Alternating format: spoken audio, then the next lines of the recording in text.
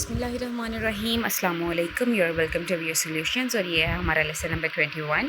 पिछले लेसन में हमने ये देखा कि हमने किस तरह से क्वेश्चंस को हैंडल करना है, और इस लेसन में हम ये देखेंगे कि हमने उन Q&A को रिस्पॉन्स कैसे करना है, उन क्वेश्चंस को रिस्पॉन्स कैसे करना है। ठीक है, अब इसमें हम लोग क्या बात करेंगे कि प्लानिंग से, एक्सपीरियंस से हमें ये तो पता चल गया कि क्वेश्चन किस तरह से एंटिसिपेट किए जा सकते हैं और किस तरह के क्वेश्चंस हो सकते हैं और कैसे हम उनके आंसर देंगे। बट कोई भी एक्सपीरियंस ऐसा नहीं होता, कोई भी प्लान ऐसा नहीं होता जो आपको ये बता दे कि सिर्फ़ और सिर्फ यही क्वेश्चंस होंगे, इसके अलावा कुछ नहीं होगा।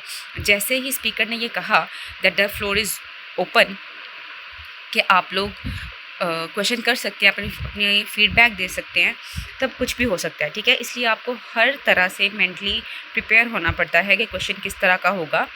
तो उसके लिए हमें बेसिकली उन्होंने 4 स्टेप्स बताए हैं जो कि इसेंशियल है। ठीक है, अब पहला क्या है, पहला उन्होंने बताया है, पहले जो 2 है ना, उनके अंदर जो हमारा प्रेजेंटर है वो एज अ रिसीवर, जो हम लोग अगर प्रेजेंट करें तो हम लोग एज अ रिसीवर रिस्पॉन्ड करेंगे।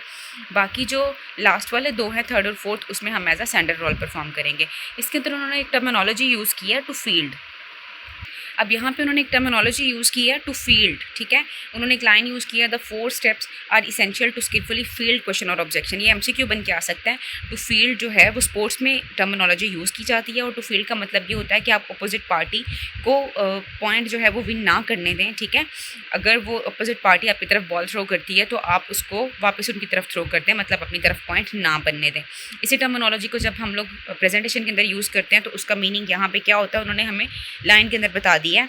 टू फील्ड क्वेश्चन और objection means to answer it so skilfully that the presenter does not lose any opportunity to score a winning point with the audience. ठीक है, अब जी सबसे पहले उन्होंने हमें क्या चीज़ बताई है, अब ये वो हम 2 चीज़ें डिस्कस करने लगे हैं जिनके अंदर हमारा जो प्रेजेंटर है वो रोल प्ले करेगा रिसीवर का। सबसे पहले क्या चीज़ है जी, लिसन अटेंटिवली।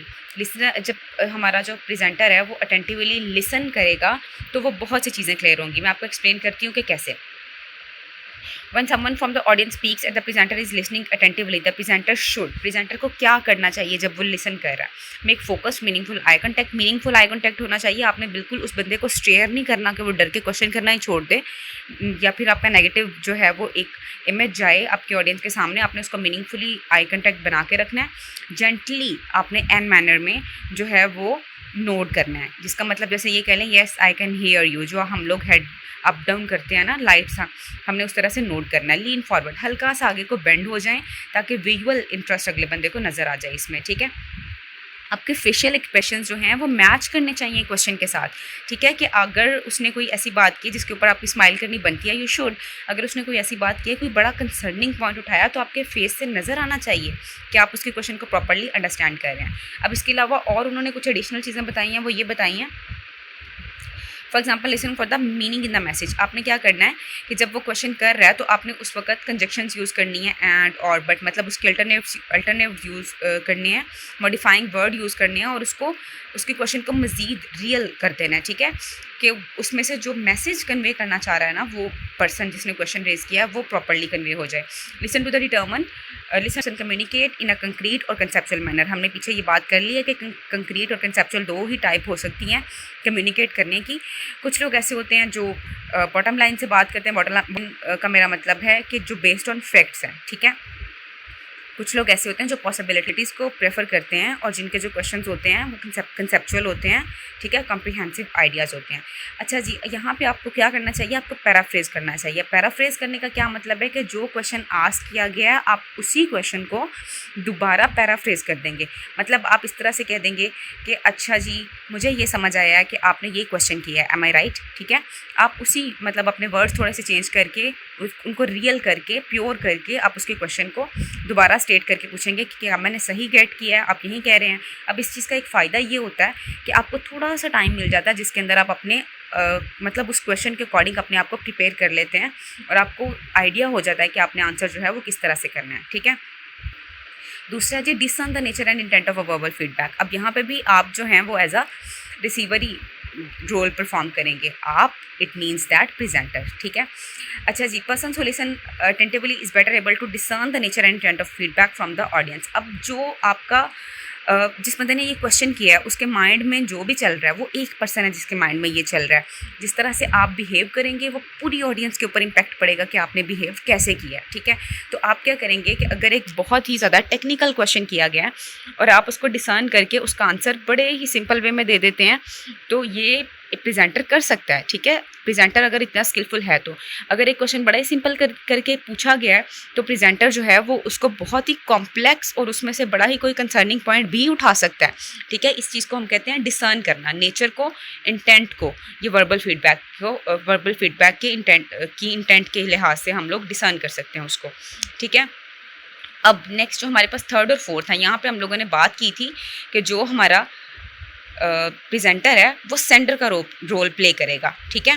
तो थर्ड पॉइंट है जी हमारे पास अफर्म द पर्सन का क्या मतलब है कि जब आपने रिस्पॉन्स करना है तो आपका रिस्पॉन्स जो होता है वो दो चीज़ों का कॉम्बिनेशन होता है। एक तो होती है अफर्मेशन और दूसरा होता है आंसर। अफर्मेशन क्या होता है कि जिस बंदे ने क्वेश्चन किया है आप उसको अफर्म करते हैं, मतलब आप उसको अप्रिशिएट कर देते हैं। फॉर एग्जांपल अगर तो आपको उसके बाद, अच्छा अफर्मेशन के बाद आप अपना आंसर स्टेट करते हैं, ठीक है। अफर्मेशन जो होती है ये आंसर से पहले की जाती है। कुछ उन्होंने एग्जाम्पल दिए हैं कि अगर तो आपको पता है कि वहाँ पर जो लोग बैठे हैं उनका क्या नाम है तो आप इस तरह से बात कर सकते हैं, you make a good point Aslam, I am glad you brought that to your attention Mariam, मतलब आप उनको बाय नेम कॉल करके इस तरह से अप्रिशिएट कर सकते हैं। अगर नाम नहीं पता तो आप सिंपली ये भी कह सकते हैं that's an interesting question etcetera. अब यहाँ पे अफर्मेशन जो है वो बहुत ज़्यादा इंपॉर्टेंट होती है, बट इसका एक नुकसान भी होता है। अगर क्वेश्चन इतना इंपॉर्टेंट ही नहीं है या फिर क्वेश्चन जो है आपको जो लिसनर है ना जिसने क्वेश्चन रेज़ किया उसकी टोन से, उसके विजुअल एक्सप्रेशन से आपको पता चल जाता है कि वो आपको फॉर एग्जांपल इंसल्ट करने के लिए या आपको वीक करने के लिए या आपको इंटेंगल करने के लिए क्वेश्चन कर रहा है या फिर उसको वाकई कोई कंसर्निंग पॉइंट उसके माइंड में है जिसका उसे आंसर चाहिए। तो अगर तो वो वाकई ही कोई रियल क्वेश्चन कर रहा है और आपको लग रहा है कि इसका आंसर आपको देना चाहिए तो आप कोई ओवर एक्साइटेड होकर उसको ये नहीं कह देंगे what a wonderful question, I am so glad you asked that. No, अगर आप ऐसा करेंगे उसका ये नुकसान होगा कि जो लोग जाहिर है आपकी प्रेजेंटेशन के अंदर कुछ ऑडियंस ऐसी भी होगी जो प्रॉपर्ली कन्विंस्ड नहीं हो रही, तो उन लोगों को एक चांस मिल जाएगा कि वो क्वेश्चन किए जाएं। दूसरा पॉइंट क्या होगा, जो लोग कन्विंस हो रहे हैं वो भी बस अपनी ये अप्रिसिएशन सुनने के लिए वो भी क्वेश्चन करना शुरू कर देंगे, माहौल ख़राब हो जाएगा, ठीक है। तो आप सिंपली ये कह देंगे दैट्स अ गुड क्वेश्चन, ठीक हो गया। अच्छा जी, और जो आपके फेशियल एक्सप्रेशंस हैं, जो आपके बॉडी पोस्चर्स हैं, उनसे ये पता चलना चाहिए, मतलब वो इस तरह से रिप्रेजेंट करने चाहिए कि आपको सारा कुछ पता है। ये क्वेश्चन जो है ये बड़े क्लोज पोस्चर में आप इसको एक्सप्लेन कर सकते हैं, बहुत ही सिंपल है। या आप मतलब आपकी बॉडी से ये फील होना चाहिए, ये मैसेज कन्वे होना चाहिए कि आप बिल्कुल रिलैक्स हैं। ये क्वेश्चन बहुत ही सिंपल है और ये क्वेश्चन जो है कि सिचुएशन को बिल्कुल ख़राब नहीं कर रहा है, सिचुएशन इन कमांड है, इन कंट्रोल है, ठीक है। यहाँ पे हम लोग ये देखेंगे आंसर द क्वेश्चन, कमेंट और ऑब्जेक्शन, उनको हम लोग किस तरह से आंसर कर सकते हैं। अब यहाँ पे उन्होंने कुछ कैरेक्टरिस्टिक्स बताई हैं। वो कैरेक्टरिस्टिक्स क्या है जी, a presenter response should be clear, correct, concise and well considered. अब क्लियर होने का क्या मतलब है जी, क्लियर होने का मतलब ये है कि ये ऑन पॉइंट हो, जो बात की गई है बिल्कुल स्ट्रेट फॉरवर्ड हो, बिल्कुल सीधी बात हो। अब क्लियर बात का होने का मतलब ये है कि इसमें एम्बिग्विटी ना हो, इसमें मिसअंडरस्टैंडिंग ना हो। मिसअंडरस्टैंडिंग ना हो, अब इस बात को अगर हम सामने रखें तो ये जानना इंपॉर्टेंट है कि मिसअंडरस्टैंडिंग क्यों होती है। तो मिसअंडरस्टैंडिंग तब होती है जब प्रेजेंटर जो है वो किसी पॉइंट को कवर करने मतलब किसी पॉइंट को कवर करना होता है वो उसको निगलेक्ट कर देता है या इग्नोर कर देता है, ठीक है। अच्छा जी, ये सेकंड पॉइंट है, मिसअंडरस्टैंडिंग क्यों बनती है, जब एक क्वेश्चन रेज तो किया गया था लेकिन प्रेजेंटर ने उसको प्रॉपर्ली लिसन ही नहीं किया था, अटेंटिवली लिसन ही नहीं किया था, तो उसने उसको रिस्पॉन्ड नहीं किया, सेटिस्फैक्ट्री आंसर नहीं दे सका, ठीक है। थर्ड पॉइंट क्या है जी, मिसअंडरस्टैंडिंग क्यों रेज होती है, क्योंकि जो मीनिंग है वो क्लियर नहीं है। मतलब लोग जो हैं वो किसी डिफरेंट पॉइंट ऑफ व्यू से सोच रहे हैं, आपने जो एक्सप्लेन किया वो किसी डिफरेंट पॉइंट ऑफ व्यू से, अभी तक बात जो है वो उनको प्रॉपर्ली समझ नहीं आई है, तो आप उसको दूसरे पॉइंट ऑफ व्यू से भी जब समझाएंगे तो फिर जो है वो मिसअंडरस्टैंडिंग ख़त्म हो जाएगी। अच्छा जी, ये तो था क्लियर। अब करेक्ट होने का क्या मतलब है, करेक्ट होने का मतलब ये है जी कि आपकी बात फैक्चुअली भी करेक्ट हो और एथिकली भी करेक्ट हो। फैक्चुअली करेक्ट होने का मतलब ये है कि वो बेस्ड ऑन फैक्ट्स हो। अगर किसी ने पूछा कि कॉस्ट कितनी है तो आप कह देंगे लेट से 100 रुपीज़ प्लस टैक्सेस इतने एप्लीकेबल होंगे और इसके ऊपर ट्रांसपोर्टेशन चार्जेस इतने लगेंगे वगैरह वगैरह, ठीक है। तो ये बिल्कुल फैक्चुअल बात होगी। जो फैक्चुअल आंसर होता है ना, ये सिर्फ फैक्चुअल ही नहीं होता, ये कंप्लीट भी होता है, ठीक है। अब जी एथिकली करेक्ट होने का क्या मतलब है, एथिकली करेक्ट होना बहुत बहुत बहुत ज़रूरी है। आपका आंसर ऑनेस्ट होना चाहिए, ठीक है। बिल्कुल honest. A presenter who is not honest run the risk of being caught in an contradiction और वर्स बीइंग कॉट इन अ लाई। जैसे ही आपका आंसर एथिकली इनकरेक्ट होता है, आपकी क्रेडिबिलिटी गई, और जब आपकी क्रेडिबिलिटी गई तो फिर आपको कोई ज़रूरत नहीं है स्टेज पर खड़े रहने की, प्रेजेंट करने की, फिर तो बस आप पैकअप करें और घर आ जाएं। क्रेडिबिलिटी है तो ही किसी ने एग्री करना है, अदरवाइज़ किसी ने एग्री नहीं करना। ये एन मुमकिन है कि जब आप कुछ ना कुछ फॉर एग्जांपल आपने कोई पॉइंट स्टेट किया तो लोग उस पॉइंट के साथ एग्री ना करें, बट वो आपके ऑनेस्ट आंसर को अप्रिशिएट ज़रूर करेंगे, वो इंटेग्रिटी को रिस्पेक्ट करेंगे ना प्रेजेंटर की को। लेकिन अगर आपका क्वेश्चन जो है वो फॉल्स, मतलब अगर आपका जो है वो स्टेटमेंट फॉल्स हुई, एथिकली इनकरेक्ट हुई, तो फिर आपकी क्रेडिबिलिटी गई, और क्रेडिबिलिटी जाना बहुत बड़ा लॉस है। कुछ रहता ही नहीं। प्रेजेंटर जो है वो अगर उसकी क्रेडिबिलिटी नहीं है तो वो प्रेजेंटर किस बात का है।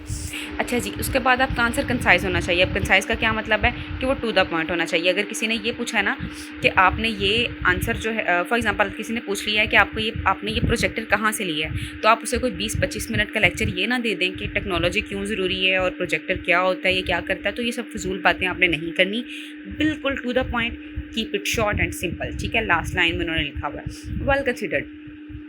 आपका जो रिस्पॉन्स है, is the audience gathered for professional, political, social और पर्सनल रीजंस। आपका जो रिस्पॉन्स है वो बहुत ही अच्छा जो है वो वेल कंसिडर्ड होना चाहिए। जो किसी भी माइंडसेट के साथ पर्सन बैठे हुए हैं उनके ऊपर वो हार्श ना हो। ठीक है, किसी भी माइंडसेट के साथ लिसनर बैठा हुआ है उसको वो चीज़ समझ आनी चाहिए, वो उसके साथ एग्री करे। आपने इस तरह से कंसिडर करके अपना आंसर जो है वो प्रेजेंट करना है। फिर है जी types of comments from audience. किस तरह के कितनी टाइप्स के कमेंट्स हो सकते हैं। एग्रीमेंट के हो सकते हैं, एडिशन के हो सकते हैं, ऑब्जेक्शन के हो सकते हैं। अब एग्रीमेंट के जो कमेंट्स होते हैं ना, वो सिंपली आप ये कह लें कि वो थैंक यू कहना चाह रहे होते हैं। मतलब उन्होंने एग्री कर लिया, बात खत्म हो गई।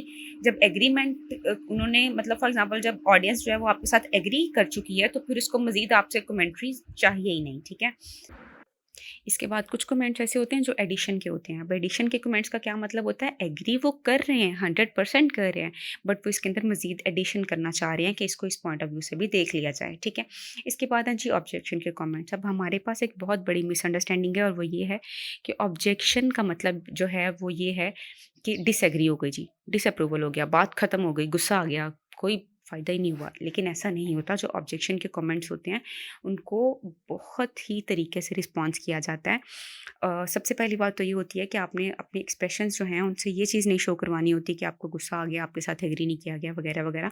कभी कभी ऐसा होता है जो ऑब्जेक्शन किसी ने रेज़ किया होता है उसको एक्सेप्ट करने से आपके मैसेज में कोई हर्डल, कोई ऑब्स्टेकल नहीं आती, तो आपको उसको मान लेना चाहिए। आपको सिंपली ये कह देना चाहिए कि ये आपने बहुत अच्छा पॉइंट रेज़ किया है, ये पॉइंट मेरी ध्यान में नहीं था, आपने इसकी तरफ हमारा फोकस करवा दिया, आपने ये बहुत अच्छा किया, मैं इस चीज़ के साथ एग्री करता हूँ, दैट्स इट।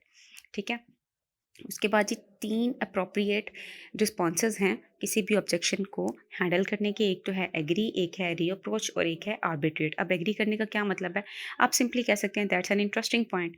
ठीक है, मतलब आपने इस तरह के वर्ड्स यूज़ नहीं करने हैं, don't, no, not, I am not agree, इस तरह के वर्ड्स नहीं यूज़ करने हैं। आपने ये कह देना है कि आपने जो सोचा बहुत अच्छा सोचा है, मैं एग्री कर रहा हूँ, ऐसा हो सकता है, लेकिन इसको अगर हम इस एंगल से देखें ना तो ये बात ऐसे है। ठीक है, एक तो ये तरीका हो गया। दूसरा तरीका क्या होता है जी, आपने एग्री करना है, मतलब ये चीज़ वही होती है, इट इज़ प्रेफर्ड।